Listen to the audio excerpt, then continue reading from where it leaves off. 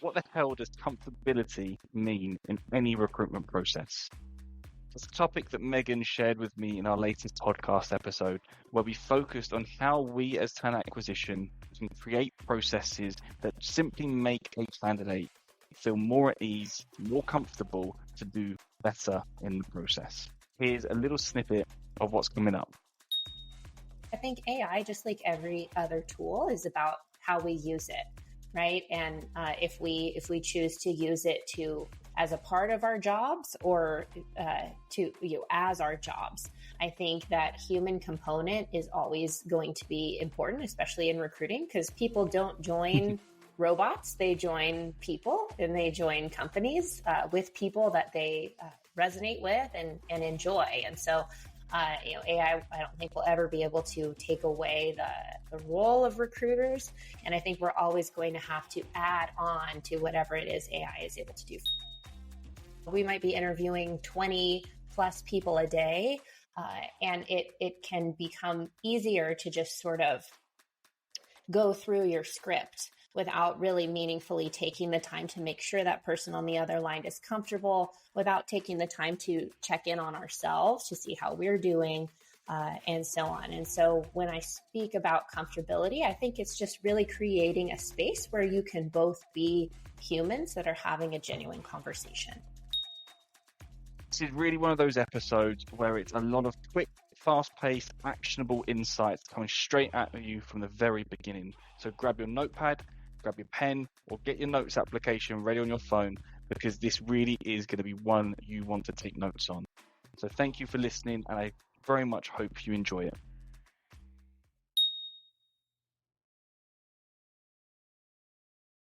Welcome to Tea Time with Talent Acquisition, the podcast aimed at fostering knowledge and sharing stories within the vibrant talent acquisition community. I'm your host, Eden, and for the next hour or so, I'm going to be joined by a dedicated HR and TA and operational certified coach with a wealth of knowledge in building and scaling startups.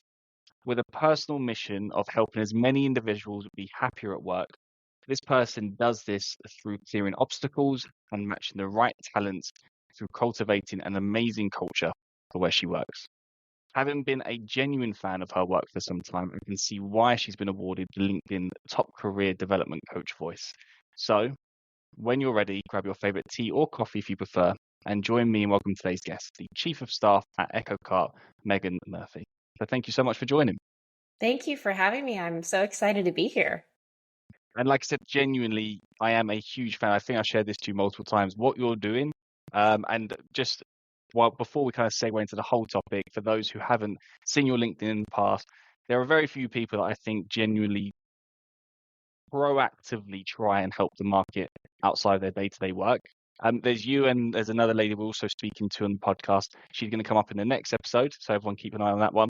The two of you are very similar in the sense that you're trying to give back to the community in subtle, not subtle, but very specific ways to help people kind of enhance their careers. So I take a lot of kind of pleasure in reading what you're putting out there. So like I say, I genuinely am a fan of what you're doing. So thank you for that as well.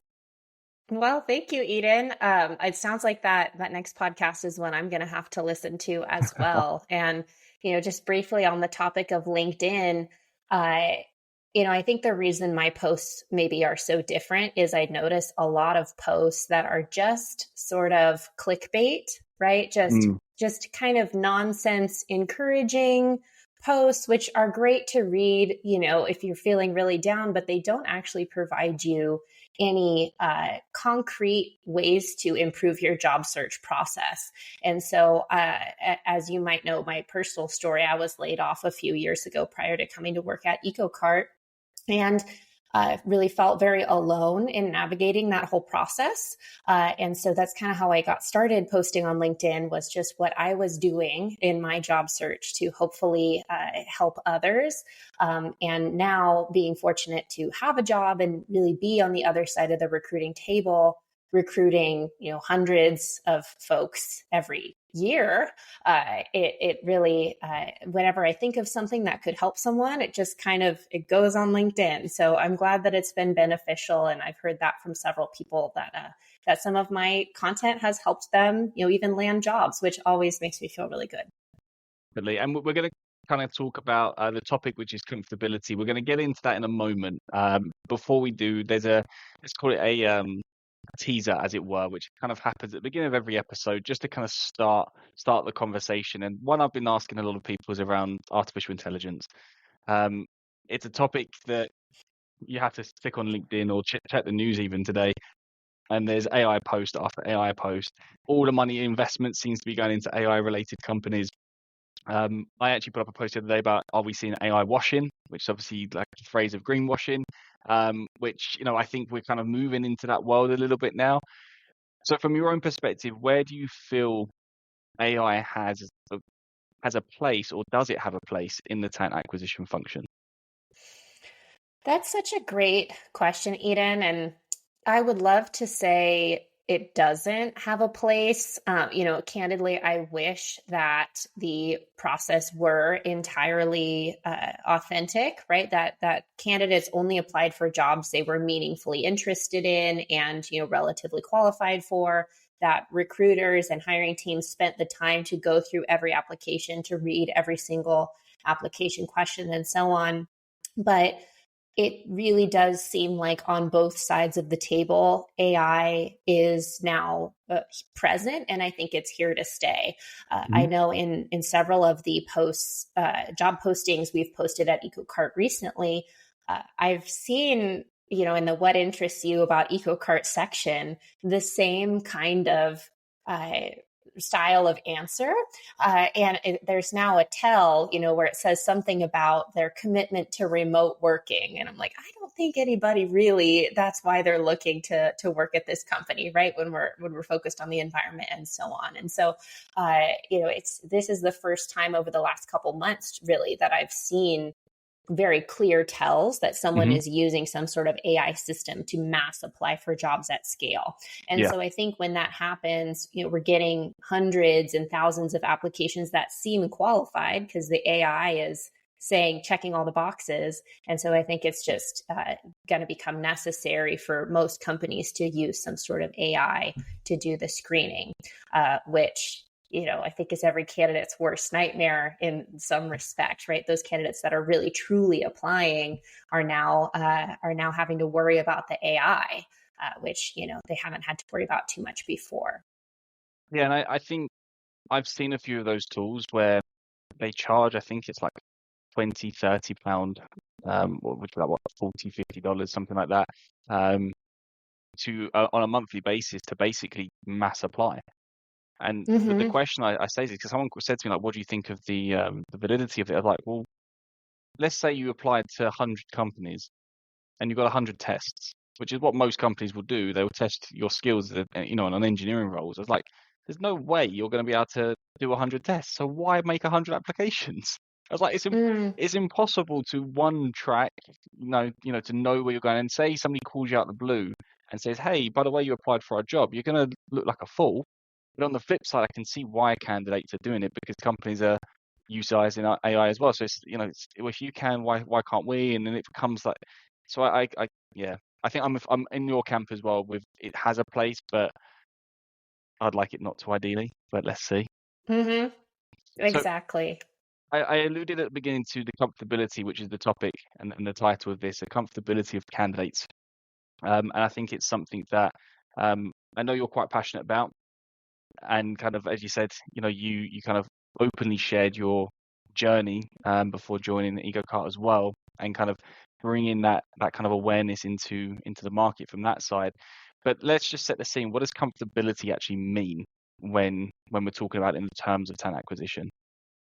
That's a great question. I think I would say it's important really for both sides of the table to feel comfortable. And what I mean by that is the stress levels should be low. We should be fully focused on the conversation at hand.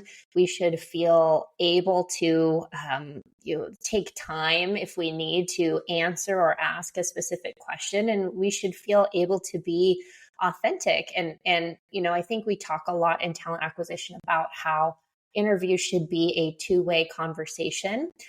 But sometimes those of us that are on the recruiting side, the hiring side of the table, forget that. Right. And I know we had talked about this previously, Eden, but this is our job. We might be interviewing 20 plus people a day.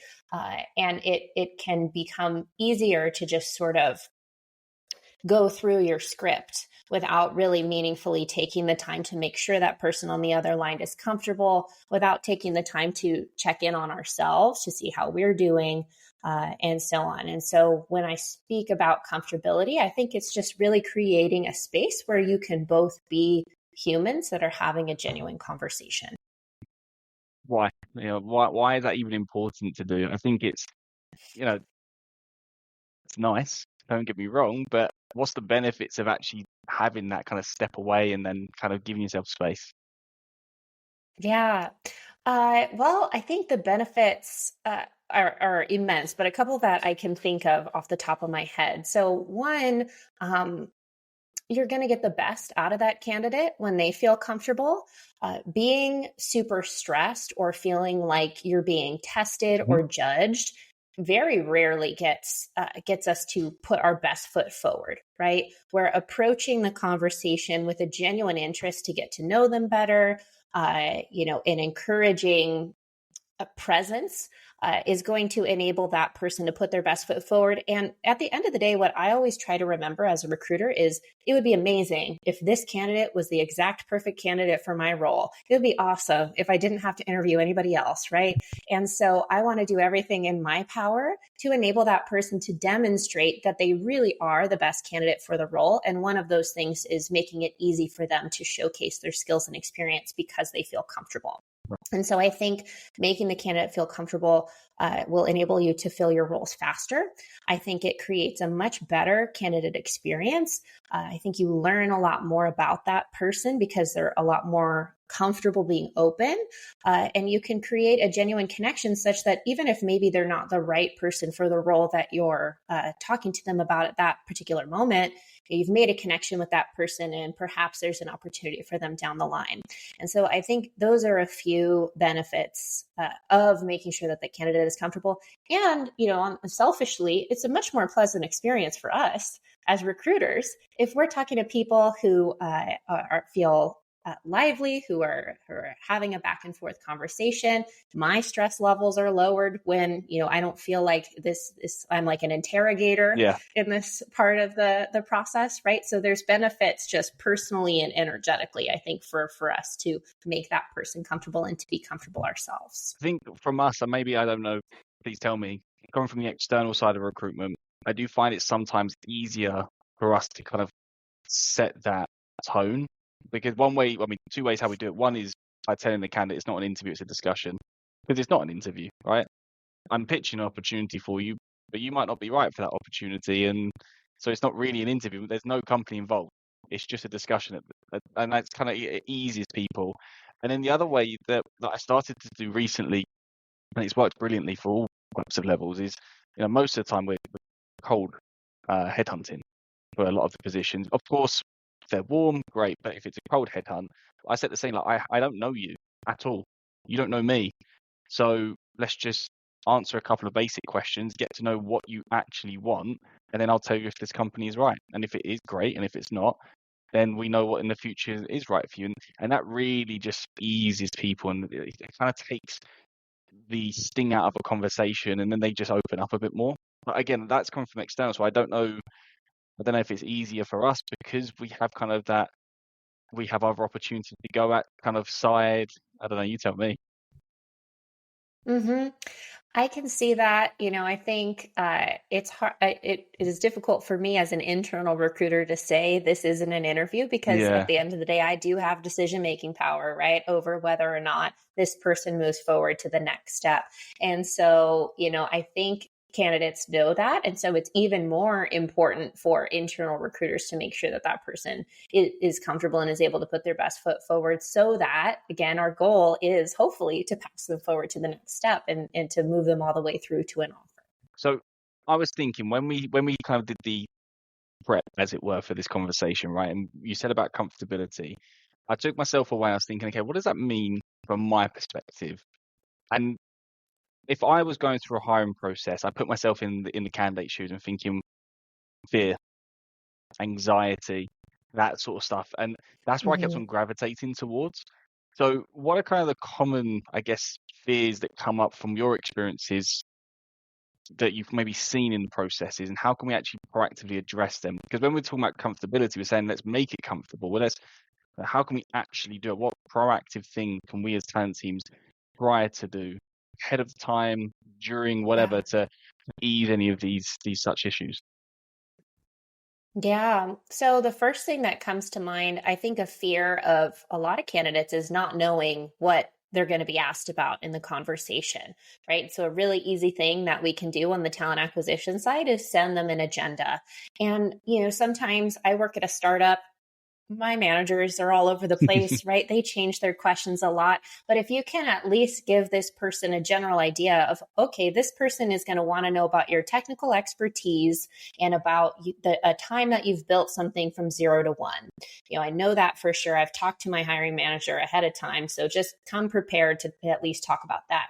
And even if you could give them a little bit of Yeah. information, even if you can't lay out every single question, verbatim that they'll be asked, I find that they can, that's a really helpful way to ease that fear of not knowing what they're going to be asked. Something else I always do during my particular conversation is I lay out the interview steps, because that's another fear is, oh my gosh, how many interviews am I going to have after I talk to this recruiter?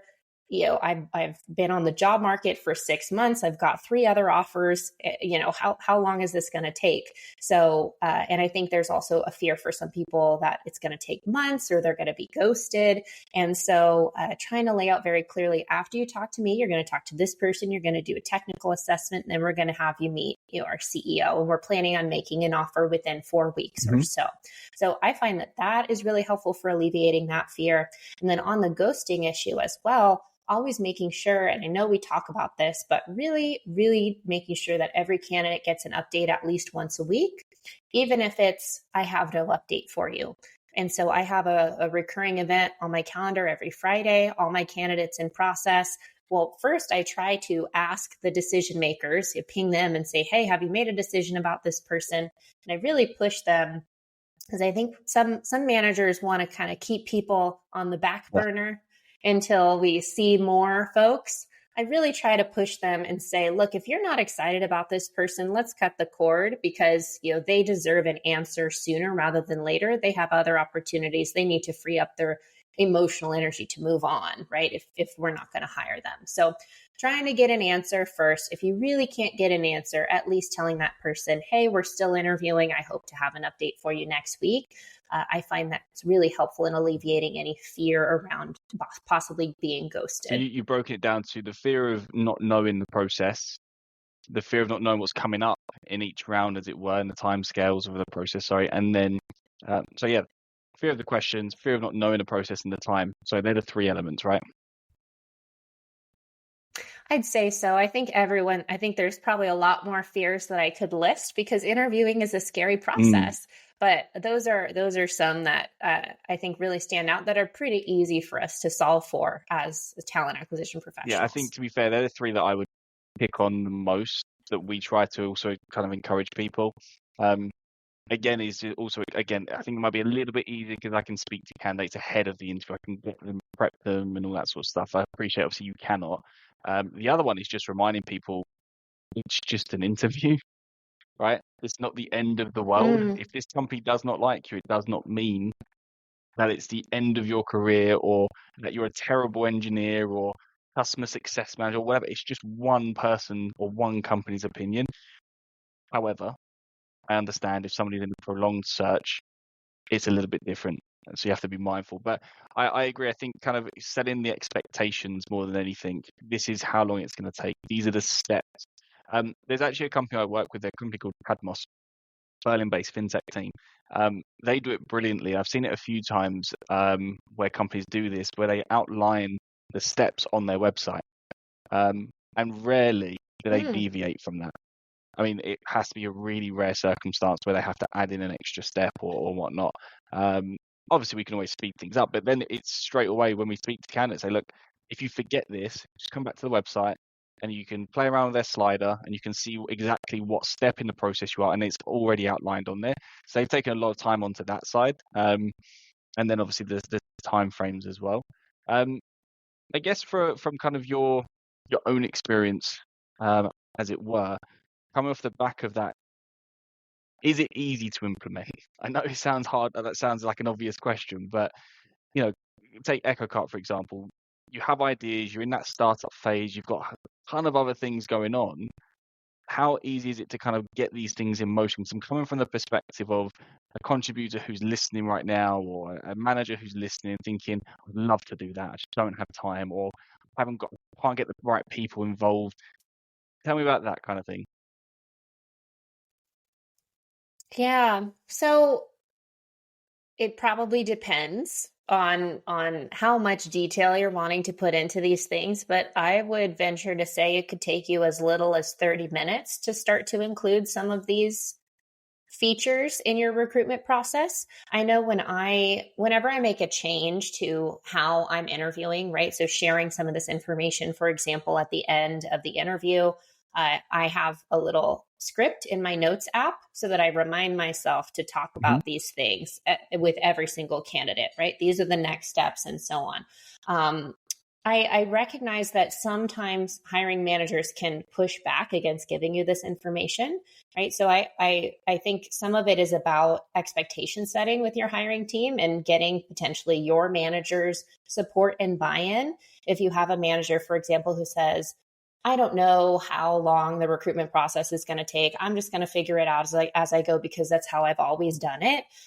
If you have the ability to push back on that, I'm fortunate that I'm the head of my department, and so I'm able to say, nope, we're going to do it this way. But if you're an individual contributor, getting your management team and potentially even their manager to step in on your behalf and say, no, this is important, so that we can get the best quality candidates and so that we can have a strong employer brand, right? Because even if, let's say you walk somebody through this whole transparent process, they feel super comfortable, they really want to work for you, but somebody else was better, there's a potential they could refer other people over to you. There's the Glassdoor reviews about the interview process. And so there's a lot of different ways that candidates can still support you, even if they're not the ones that you hire. And so I think sometimes hiring teams forget that their employer brand is really important, and having a clear, transparent, and comfortable interview process is part of that and will ultimately help them get good I'm so glad you just said that, by the way,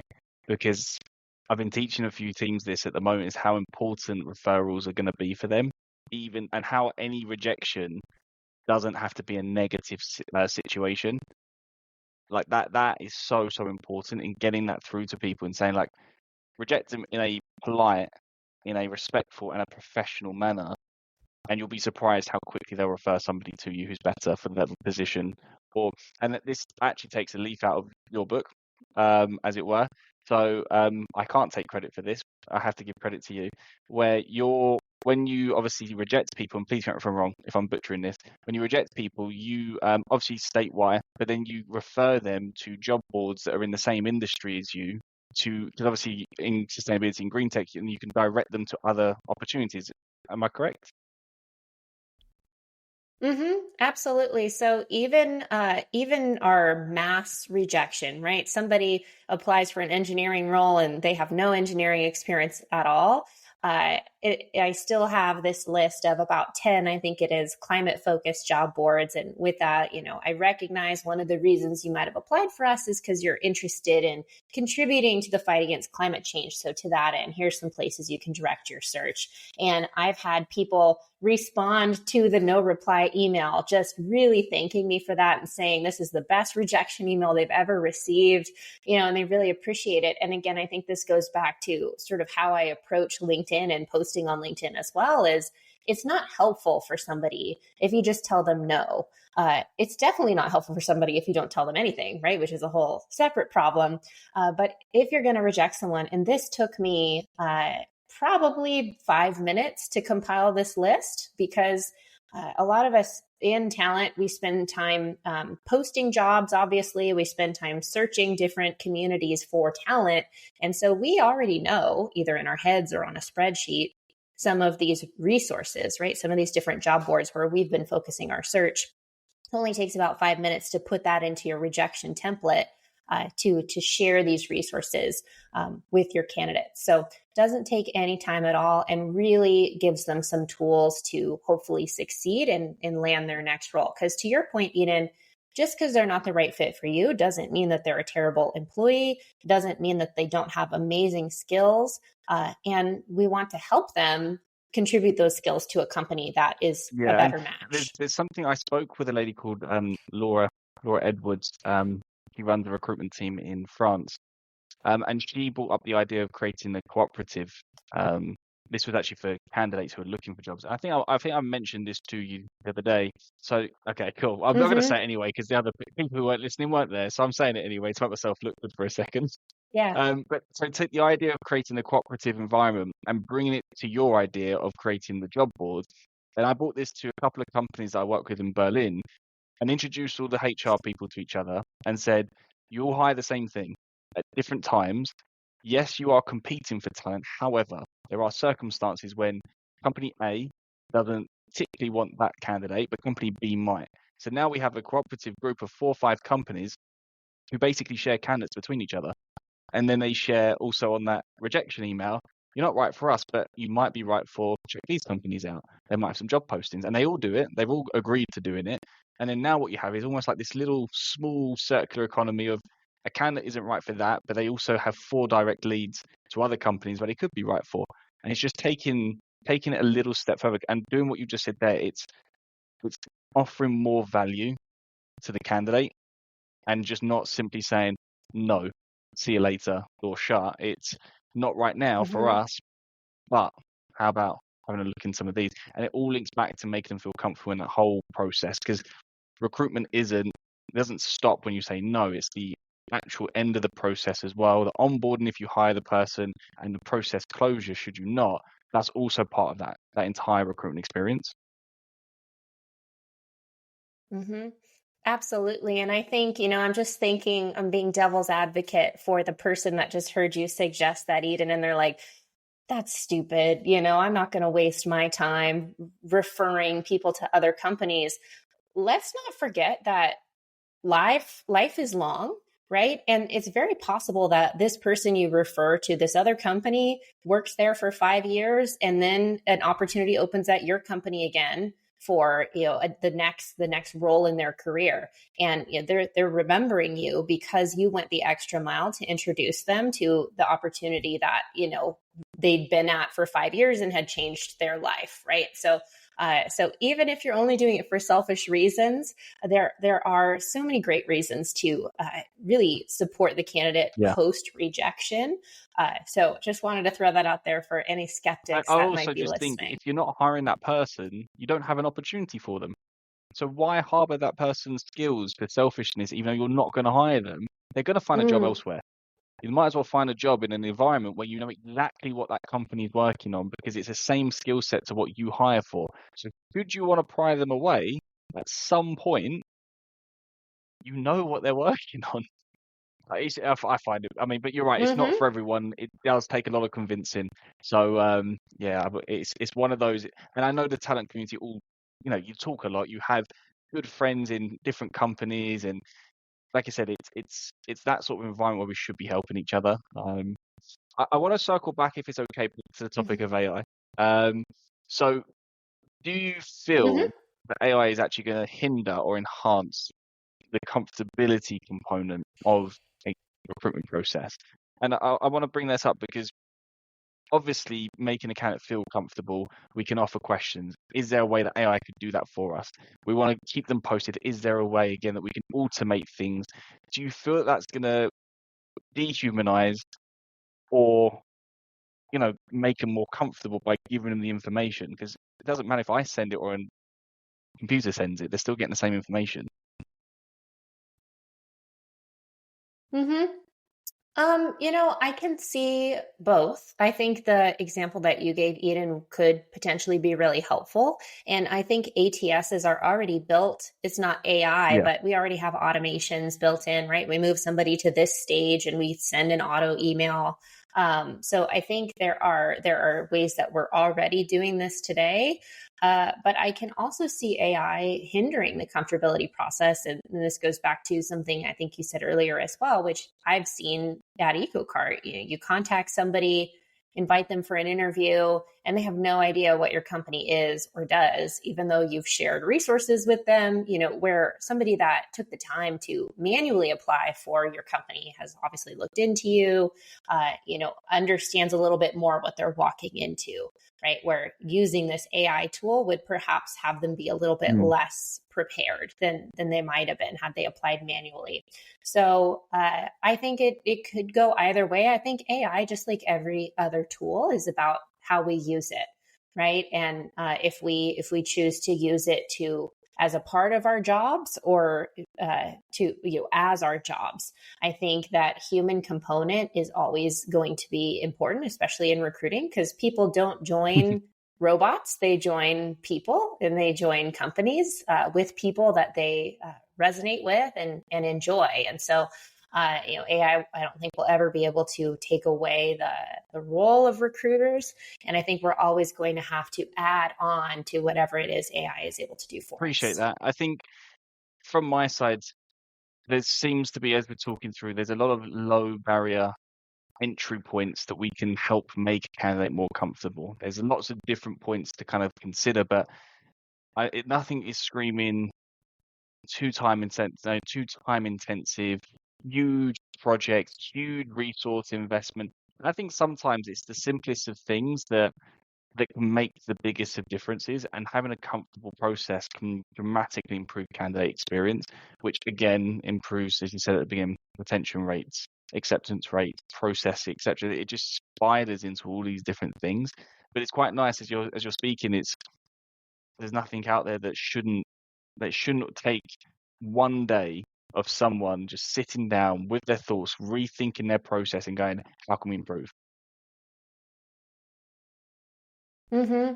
And I think I'd offer as well, doing our best to put ourselves in the shoes and mindset of candidates and thinking, what would I like to receive from a company that I was interviewing at? Like, what would I think is the best possible interview prep and experience, and trying as much as possible to make that a reality. Again, it doesn't usually take a lot of resources. It doesn't take a lot of time.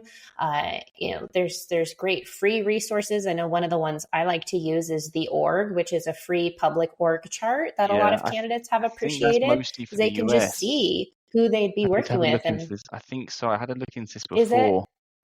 Um, I could absolutely be wrong now. Um, but I'll put it in the notes in case anybody Well, can absolutely prove me wrong on this as well. But even if not the an actual website, I yeah, think Notion, you can make an org chart. You can make your org chart on Google Sheets even, or I guess slides. So you're providing a way for people to see yeah, who they'd be working with. I think can get people excited about the opportunity absolutely. as And I well. think, like I said, all these little things are just small entries. I'm trying to convince a team, and again, it's taking a little bit of time. So if you're up for it, I'm asking you live on here. I'm trying to convince two people per company to reapply for jobs. So I'm trying to find somebody who's in the talent acquisition team, senior member, to apply for a talent acquisition job, and then asking someone in the technical team to apply. In theory, you should get the job, or you should at least move forward with the process. And I want to see how internal teams or the process is managing the screening, managing the process, and having, you know, someone answer the questions for you, if fine, whatever, being that first screening cultural chat. But I think that would be super interesting for somebody to sit back and go, it took us 2 weeks to look at my CV, which is, I'm in this job. Why did it take 2 weeks for us to find him or her? And then on Mm. top of that, I got rejected. Why did I get rejected? And what was the feedback? But no one's willing to do it with me yet. So if you are willing, please try. Let me know. Well, I'm I'm totally down. Are you suggesting that I apply Yes, for a job has at to be your own EcoCart? company. That might be kind of hard because I'm the only Ah, reviewer of the okay, that won't work. applications. So No, might not be yeah. possible. But when we get bigger, I'll definitely, and I have other recruiters, Well, if anyone I'll else is definitely listening and take they you up want on to the take me up on that challenge. challenge, I'm just curious because I think that's where if you talk about, and I know we're kind of spanning a little bit into candidate experience for a second, but it all links, doesn't it? If we're talking about candidate experience, without knowing what the experience is actually like in our company, you can't improve it. And you only have to look onto LinkedIn to see how poorly talent acquisition recruitment processes are at the moment. Not just, I'm not throwing shade into the TA community. Don't get me wrong, external recruiters are woeful at best from time to time as well. And we all have our mistakes, but there's so much noise, and I don't know. I feel like action needs to take place with candidate experience, and I just want someone to sit and say, "I did the test, we failed miserably, but this is how we improved." That's what I want to see, but no one's willing to do it. So Hmm. please, you or somebody else, do it, run it, and then let me know the results. I would do it, but we're 5 people and 3 of us are founders, so also it gets a bit difficult. But on that, Megan, thank you so much for spending time, for sharing your thoughts. Where can people find you if they want to learn more, connect with you? Where's the best place? Yeah, absolutely. So LinkedIn, as you pointed out, I'm pretty active there. I'm Megan Murphy, and that's Meghan Murphy. And I should be easy to find. You can also find my website, which is just meganmurphy.coach. And I have some Perfect. social links there. So I love making new connections. So would love to hear if Definitely. And anybody what got I'll do value in from the this in the episode. notes of this, I'll put your LinkedIn in there so people can obviously find you. But thank you so much for taking the time, like I said, to share your thoughts. And yeah, appreciate it. So thank you.